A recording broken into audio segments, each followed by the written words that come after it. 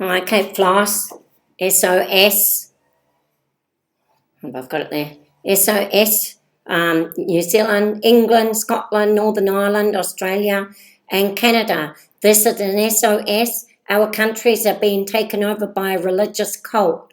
The truth is, Her Majesty is nearing to her time and we are being surrounded by sharks that are intent on taking over our countries. Now, these organisations are included in many religious organisations, many, the United Nations itself. They're all intent on getting New Zealand out of our countries, out of the Commonwealth laws that are very restrict. Now, Commonwealth laws restrict religions from being in governance over us. They restrict the kings. Our Commonwealth laws restrict kings. Our Commonwealth laws restrict governments. They restrict religions, all of them from having too much power over the people. Now, they are intent on having these laws removed as soon as the Majesty reaches her demise. It's very important that we all get our knowledge as fast as we can to what's going on around us, so that when the Majesty passes, that we're all prepared and we're all strong. Now, I'm telling you, we've got to protect the borders of our country and stop splitting into all these groups. They're setting up groups. They're separating all of the tribes, the native tribes. They've separated them all into small groups where they have these religious organisations that surround these small groups. They won't let them communicate with each other. They will not let us born citizens communicate with each other. What you've got to do is join together with people that are born to your country, that of parents born to your country. So if you're from New Zealand, you've got to join groups that are in New Zealand born people together with New Zealand born parents and form those groups. Get together. Try not to attach to anybody, because there are hundreds of groups. We're being bombarded. Now, some of the groups that are here, we've got the International Tribunal for Natural Justice, the New Earth groups, New Zealand Doctors for NZ, DSOS is another group, International Common Law groups, Kevin Arnett and all of his common law groups. We've got the World Social Justice groups. We've got the Purple Thumb movement.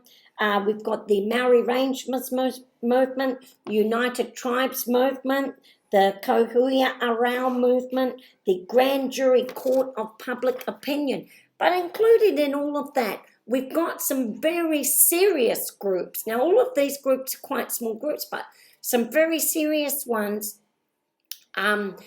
including the United Nations. Now, the United Nations, why are they included in all of these common law groups, and why are they not good for our countries? Well, our countries are come under the 1688 Bill of Rights, where our laws have to be voted in by us.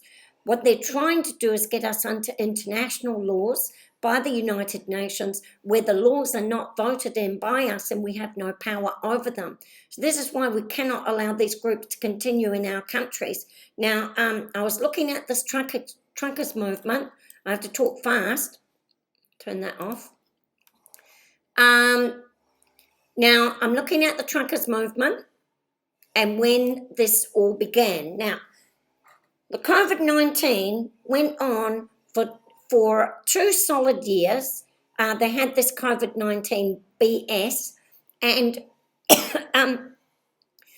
as it was nearing to an end, and the Majesty has not passed during this time, they've kept us under this dictatorship of COVID-19 for 2 years, and its downfall happened in January when it was discovered that parliamentarians, now this happened in New Zealand just in a different way, but various parliamentarians were going to Christmas parties, having all their birthday parties, having all their wedding parties, having all their whatever parties, and it was like in January the cat was out of the bag.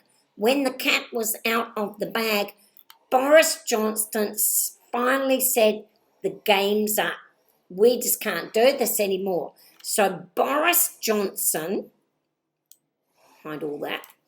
Boris Johnson said mandatory COVID passports for entering nightclubs and large events would end. Boris Johnson said there would no longer be advised to work from home. You can discuss with your employers about going back to work. Boris Johnson said face masks will no longer be mandated, though people are still advised to wear coverings. Boris Johnson said secondary school pupils will no longer have to wear masks in the schools, and all of that's going to stop. Now, this all happened around about because they all knew before these announcements, the cat was out of the bag, but these announcements were made around about the 19th of January or around about, during the January time. So what did they do? They needed a new distraction, didn't they? So suddenly they announced that truckers would all have to be vaccinated, didn't they? And all of a sudden, we had the truckers' protest. Now, this was announced on January 15th. So the Christmas parties were discovered around about the Christmas time. They knew Boris was going to be making the announcement, and they needed a new distraction to take you away from the reality of what's going on. What is the reality of what's going on? They're bringing down the Commonwealth. They don't want the Commonwealth restrictions anymore, and they're trying to put us under international human rights law, where we have no power. They can make hundreds of laws and change them at the stroke of the pen, and we have absolutely no power in our individual countries. Now, these are called instruments. There aren't many instruments. There's the instrument of the Majesty, 1688 Bill of Rights, the instrument of the United Nations, international law completely, no power. And then you've got the instrument of America. Now, I believe America and Israel are behind this, and their instrument comes under the inalienable rights, where their American corporations are going to run all our resources together with the native people, and the corporations are going to do that whilst they put all of us and our rights under the United Nations international law. We're being corralled into a box. We're never going to get out of this. Everybody be aware to what's going on around you. Now, I have to talk fast. The trucking movement was started on around about January 15th, which I'm not trusting. And they received, within a few days, $10 million in American backing. All right? So here, just on the trucking thing, just to show about how this scam, we've been catching them out on a few things. One of the original trucking photographs on the January 23rd showed a line of trucks all lined up ready to go for the protest, and it was actually proven that this photo was taken from a 2019 truck show. So there's a lot of manipulation of the media. Sue Gray's been manipulating the media. We know that. With the COVID-19, the common law courts have been manipulating the media and setting up these fake courts that have got no foundation in law to distract the people and keep the people out of the courts that have power, which are the proper courts in our country. So we know that there's a lot of fake media going on. But what we do know is that $10 million was given to the trucking movement, that most of it came out of America. Yes, America. Most of it came out of America. Now, why is America funding trucking movements to block the ports of Canada? Now, we know that America, what we have to remember here is that America kicked the British out.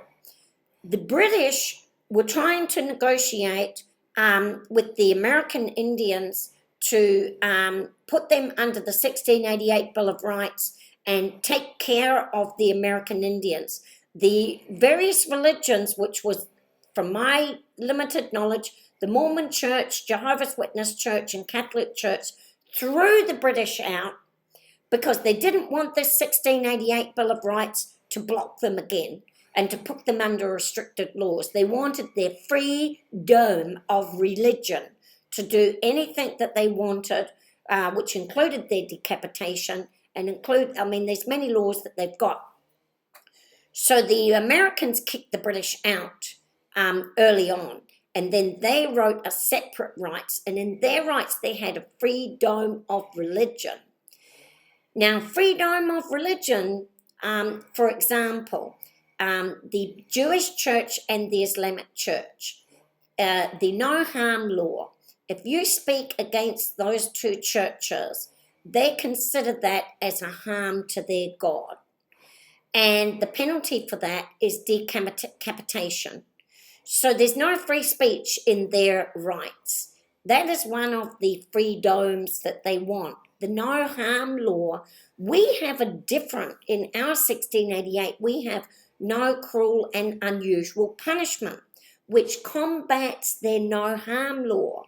Because remember, it's a harm to speak against them. That is a harm against their God. Their penalty is decapitation and stoning or various other things. And then we've got the 1688 Bill of Rights, which has another protection, no cruel and unusual punishment. So that is considered to be a cruel and unusual punishment, that just speaking against someone and then decapitating them for that would be a cruel and unusual punishment. So you see, the no harm law that they're spinning to you has got hundreds of religious laws connected to it. So that's why we don't use the no harm law, and we use the no cruel and unusual punishment law. Now, the Nuremberg Code why is the Nuremberg Code not accepted in our countries? Because it also has the death penalty. But it's an arbitrary law because it's got no set criteria for their death penalty. It can be changed. We didn't vote it in. And the minute that you bring Nuremberg Code or United Nations international law into your country, the minute that you do that, you lose power in your country, because they can change those laws outside of your country by their common law courts, and you have no power. You have no power over what laws that they've changed. So that's why we don't want them in our country. Now, America is a perpetrator of those kinds of laws, because they have those kinds of laws with their inalienable laws and everything. So America has been donating millions of dollars to this trucking convoy. Now, what we noticed in New Zealand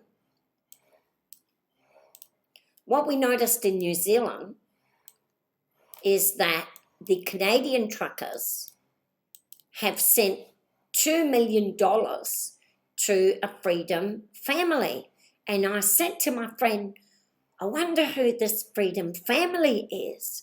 And we know that there are many religious organisations. We know that the Catholic Church and the Latter-day Saint Church are very involved in the takedown of New Zealand through the Pacific Islands. We know that since 1975. And they have been surrounding our tribes and bringing their tribes into their religions and getting the tribes to denounce their Majesty law. And why are they denouncing the Majesty's law? I'll just go over here for a wee bit. Because under the Majesty's law, we have got this law here, which is the supremacy law. Now, under the supremacy law, foreign princes, foreign persons, and religious leaders have no right to make laws in our countries. And I've just explained to you a bit about why that is so. So this supremacy law restricts religions from having power, or from foreigners like the Americans or even the Chinese from having power in our countries. They want rid of this law. That's what they're after. So that is what all these movements, the COVID, the truckers, it's all about that the Majesty is nearing her last days. And when they're gone, they want to try and one last push to get rid of that law that has been sat there for 400 years, protecting all of the Commonwealth countries. So I wondered about this family. I said to my friend, what do you think this family's about? So my friend sent me back this here, and she outlined Freedom Family. And then I realised that there are many, many religions involved with this family, and they're called, now the Hillsong is, I think they're all very similar. They are actually cults. And what is the thing that they get from these religions? Well, part of these religions is that 10% of their money has to be given to the church. And they've actually got log-in things online now where you log in your name, you log in that you're a member of your church. Now, Chris Farfoy is the heading up the New Zealand immigration. Now, you might be wondering, now, if you want to get a visa for our countries, you need to go to the church and get a letter from your church to say that you're involved with that church, like the Latter-day Saint Church or the Family Church.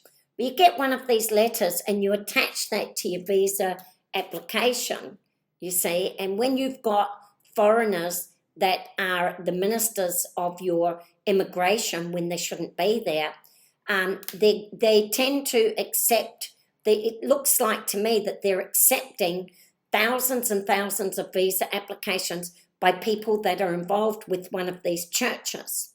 Now that can be the Islamic Church, I don't know if they do the 10% thing, but I know that the Latter-day Saint does, I know that the family does. And if you can imagine to yourself, you've got the state of Utah, which has one small state. The entire state is a Mormon state. And every single person from that state donates 10% of their salary. If they leave that state and they go to missionaries in countries all around the world, and if they can get members of their church into our parliaments, like Alpito William CO, and here he is here with the elder of an authority of the Latter-day Saint Church in Aradern, Jacinda Ardern's uncle. If you can get them into our parliaments, and if you can give visas to people that belong to those churches, imagine if you could have not only a state where everybody is donating 10% of their salary to the church. Imagine if you could have a whole country like New Zealand, a whole countries like Tonga, whole countries like Samoa donating 10% of their salary. Well, you would put someone into your visa office who had power, and you would demand that part of their visa application would be a letter of reference from the church, right? And then you would give thousands, you would let thousands of those people enter New Zealand, and all of those people would get jobs, and then they would pay 10% of their salary, and you would eventually end up with entire countries that were donating 10% of their salary to the Latter-day Saint Church or to the family or these other various churches. See, we're Protestants, and Protestants don't pay tithes. So Protestant countries are not good for these religions because Protestant people don't donate 10% of their salary. They just donate as they feel that they choose to. Now, I went to this family group. I've gone a little bit off topic. We have to finish quickly. I went to the family group, and then I discovered that one of the groups, this one here was established. It's called The Family, and its Australian headquarters was established in 1987. Now, all our problems started in around about 1960 through to the present day, where they're removing our constitution and removing all our laws, getting ready for the Majesty's demise. And one of the groups is this guy here called Rajneeshi Group. And what the Rajneeshi, if you go to the Netflix, they did actually have a video about the Rajneeshi Group. And one of the things, if you think about New Zealand, this is what they did. They went there, they removed all the signs of the town, and they changed all the names of the streets. They changed the language to be spoken so nobody knew what language to speak, and they bought up all the properties. When you went to visit a shop, the shop would no longer speak English. They would speak another language, and so you couldn't order the things that you wanted to order because you didn't understand the language that they were using. Now, they're doing this in New Zealand as we speak through our New Zealand Maori, changing their language, changing the signs of our streets, changing the names of our towns, removing all of our historic monuments, and saying that we came from this mysterious person. They've got this whole story about it. Now, this was the Rajneeshi movement, and what eventually happened is people just left the country and left the town and went to another state, and these Rajneeshis took over the entire place.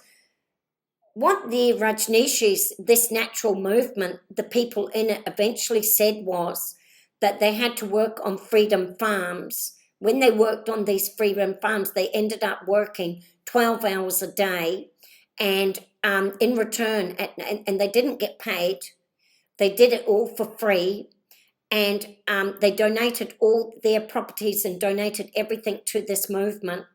And they ended up at night time having these drums beating, like the Krishna drums, and they would do all these naked dances, and there would be free sex, and there was molestation of children and free drugs and everything. And it was all part of this. Well, in this truckers movement in New Zealand, there is video footage of this exact similar thing going on. It's all part of getting you into this trance. It's like a big trance. So go and look up the Rajneeshis and go and look up the family. Now, where I'm moving from this is, I'm moving around a bit. So I was noticing that, and then I've noticed that so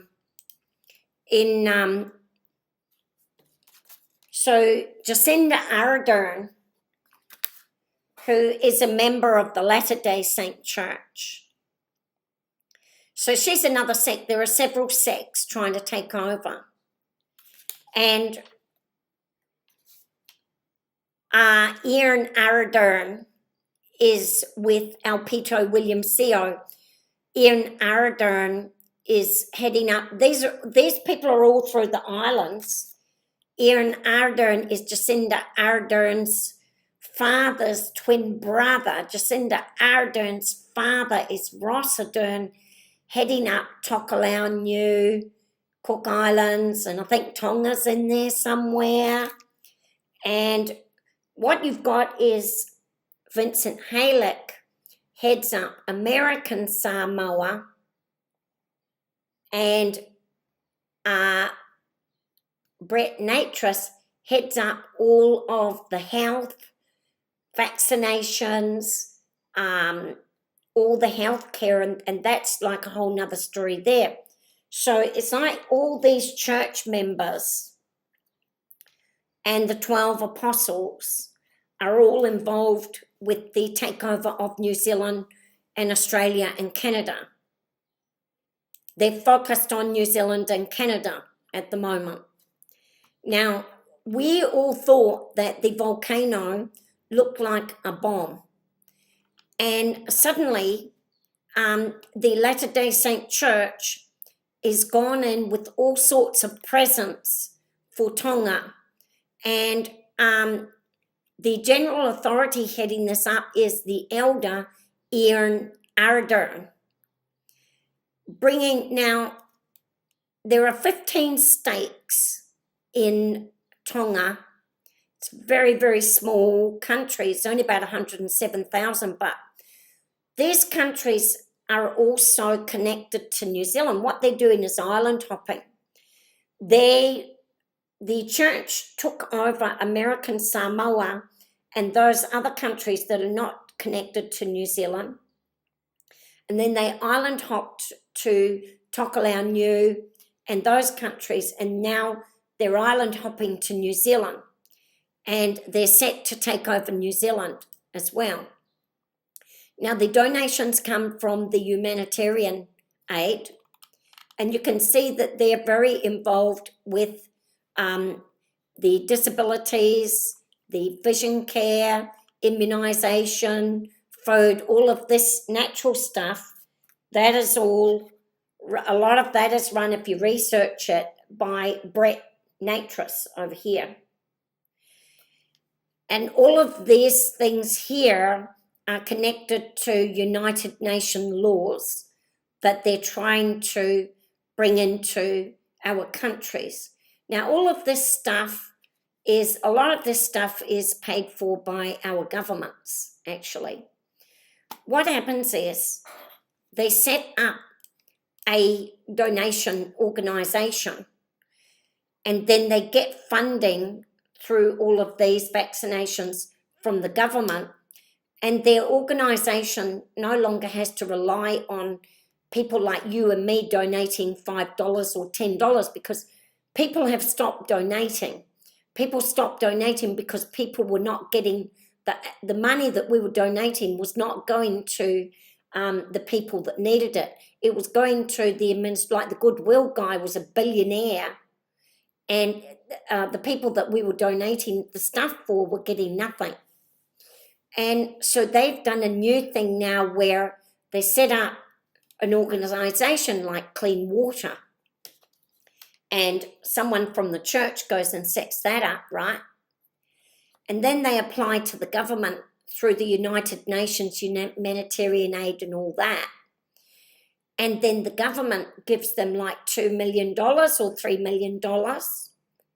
And they spend maybe $100,000 on the people, and $2 million or $3 million goes towards the administration. You see, so this is all guaranteed money. It's a huge worldwide scam going on here. So they have learned that rather than getting money from people like you and me, they can set up these organisations through the United Nations and get huge amounts of money directly from the government, over which we, the people, have no control over, but it's our money that they're spending. So New Zealand is currently several million or billion dollars in debt and continues to donate money to these organisations here, headed up by these kind of people here. See, there's a scam going on here. Now, the Mormon Church are denying. There was a story that came out that the Mormon Church was going to pay $160 million of the Tongan debt to China, and that would have made Tonga, so they're very involved down there at Tonga. They really have taken over Tonga, the Mormon Church. And according to our 1688 Bill of Rights, these religious leaders should not be involved in any governance or any the aid that's given to these people should not be given through these churches. So what it should be doing is that if our government gives money, then they should be sending people from our country that are not involved with these religious cults, and they are cults. So they're finding ways to get a lot of government money. Now, so the Latter-day Saint Church has denied that they have offered to pay off this debt. But still, Jacinda Ardern, almost all the leaders in Canada, Australia and New Zealand, and on the island, on the Pacific Islands, almost all of them are heavily involved with the church up to the highest levels. and there is no longer a separation of church and state. Our state is being taken over. Now, why I'm blaming America, and I'm saying America is behind this, is because Blinken is saying that I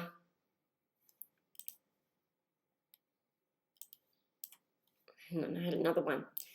The United Nations is to reopen an embassy in the Solomon Islands, and they're saying they've opened it for the Pacific, Fiji. They are saying that it's to counteract China, but I'm saying that they're taking over, they're bringing down the Commonwealth, and they're taking over, America is taking over each of the islands, island by island, together with Utah, and their goal is to take over New Zealand. Their goal is to take over, America's goal, in my opinion, is to take over the whole Pacific region and take it out of the restrictions of the Majesty and our 1688 rights, and put it under American rule and American governance. Now, you're going to see this coming up a lot in my videos. So in this case, they're taking over Fiji. What did they say? They said that there was rioting rocked the nation, but I'm saying they themselves are setting up these riots. They're setting up the protests. They're donating millions and billions of dollars to the protests to get the governments out so that they can come in and take over in they're saying that they're protecting us.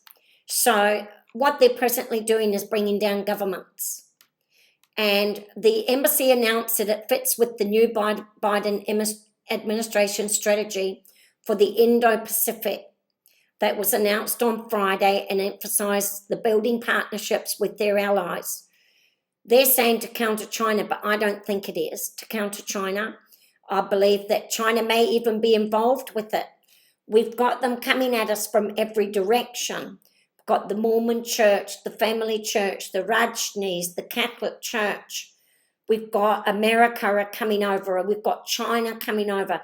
All of this is going on because Her Majesty is nearing her demise, and the goal is to get rid of, they want to get rid of this supremacy law.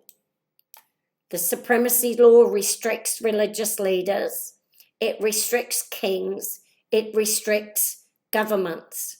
And they want rid of the supremacy law that was made 400 years ago when the people rose up against the religions. They're trying to get us back to the natural law so they can get rid of the restrictions. So this is the Solomon Islands takeover. It's called, the 4 nations form the so-called Quad, a bloc of Indo-Pacific democracies, and was created to counter China's influence. Well, they're trying to say that America is going to be better for us than China. But I'm saying we are under the Commonwealth and we are already protected, and we do not need to be protected by America, and we do not need to be protected by China. We are all a Commonwealth group, and we should stand together as Commonwealth nations and not let America bring us down. We know America is pumping millions of dollars into Ukraine.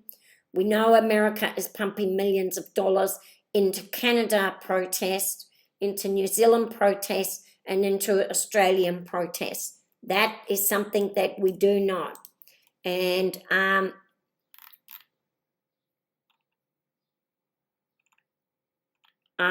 one of the problems that we're also having is that they're meeting with Pacific leaders under the human rights, and they're discussing with Pacific leaders, and they're discussing what they're going to do with New Zealand. behind closed doors. Everything is agreed before we even hear about it. And then suddenly we hear about it. And New Zealand, so this is what they're trying to do here. So that's kind of enough there. It's a bit hard for me to explain it all. But I can show you clearly. Here is the Human Rights Act that was agreed with in New York with the United Nations behind closed doors, outside of any New Zealand knowledge or Australian knowledge. Now, what it says here, you can go to KII, and this is the Human Rights Act. Now, Australia, you've got one. Australia's got one. The UK has got one. Canada's got one.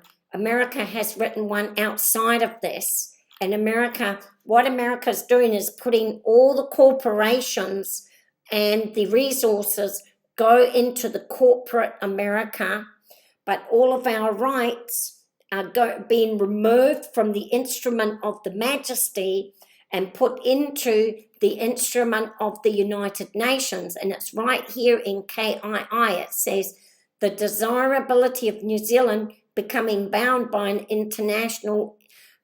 any international instrument. Any international instrument means all the common law courts.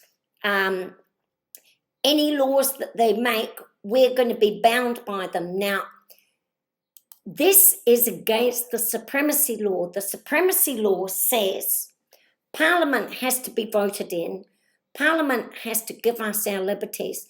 And if the people, the sovereign people, are against those laws, Parliament is not allowed to pass them, because Parliament is voted in, and that's all protected under these here, if you know this 1688 Bill of Rights. So Parliament has to get our approval to make laws. And that comes under the instrument. It's called it says, it pleased Almighty God to make the glorious instrument of delivering this kingdom from popery and arbitrary power. What is arbitrary power? KII is arbitrary power. KII says that New Zealand will be bound to any international instrument on human rights. These are laws that have been created behind closed doors. They go to places like they've called us all the area of Pacific. They go to the Pacific Islands. They have meetings there with groups, and they call them Pacific people, which include all the people of New Zealand and all of the islands.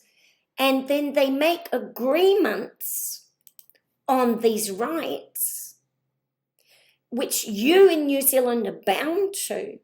And then they say, well, we have a consensus from the Pacific people that they want to have these rights. Some of these rights say that the New Zealand people, the Australian people, and the Canadian people must pay for all of the housing for refugees and Indigenous people. There are 370 million people, Indigenous people, in the poorest countries of the world. And so if they make an agreement that, yes, New Zealand, under the international instrument of KII, will accept the human right that Indigenous people should have a house, then they will take your tax money, $50 million, and they will give it to those various countries where the Indigenous people have no houses, and they will build those houses. And who will be the people that are running up the organisations to build the houses? Well, they are. So they stand to get billions and trillions of dollars from all of this. And it's all comes under this tiny little law of KII, which is blocked by another tiny little law, which is called the supremacy law. So that's going to be the end of my video today, but you can go and research it yourself. The supremacy law, go and look at KII and think about what that's going to mean for you. Look at America taking over all of these little island nations. Look at the flags that are being flown in your country, and just be careful down. So I'll just finish off with this last 2 minutes. People are saying to me, who do we trust? Who do we turn to? We're at war. We've got people coming at us from every side. I'm saying to you, there are only two laws. There's only two laws. There's either the United Nations laws that you are being signed up to, or there's your domestic law where you make your laws yourself independently, that you can vote them in and you can vote them out. Now, our laws under the 1688, that you only can get that through the 1688 Bill of Rights, our ancient law. So it really is a case of, it's either the Majesty or the United Nations, and I call it the untied nations. There are two here. I'll put them up together so you can see them. There are only two. Where did I get that? Where's that one gone? Here. So you'll see here, there are two. Now I've lost the other one. So there are two laws. There is the 1688 that holds the supremacy law and these other laws here. And there is the Human Rights Act under KII, where you will be governed by international law. You'll have no power. So you need to go and look at KII under the any international instrument law, if you want to follow that, or you can stay in the Commonwealth under the supremacy law. There are only two choices here. There are only two choices. It's either the Queen or it's the United Nations. All right? Those are your choices. So I'm saying to people, are you allegiant to the Majesty? If you're allegiant to the Majesty, then you support no foreign governance, separation of church and state, no international laws that have power over you that you can't change. Or if they say they're not with the Majesty, they're with the New Age, the common law courts, all of that, then they support KII, where you are going to eventually be governed by any international instrument and you will no longer have power in your own country. Now, if they manage to throw out the Majesty, which is what they're trying to do, they're trying to bring down the royal family, they're trying to bring down the Commonwealth, they've already gotten rid of Harry, they've gotten rid of Prince Andrew, they're working on Prince Charles, the Majesty is, as you know, so this is what it's all about. It's all about bringing down the Commonwealth. It's nothing to do with truckers, nothing to do with COVID. So we need to form groups that are allegiant to the Majesty. If you want to be allegiant to the Majesty, join Kate Floss. And if you're not allegiant to the Majesty, then it's no good talking to me. See you later.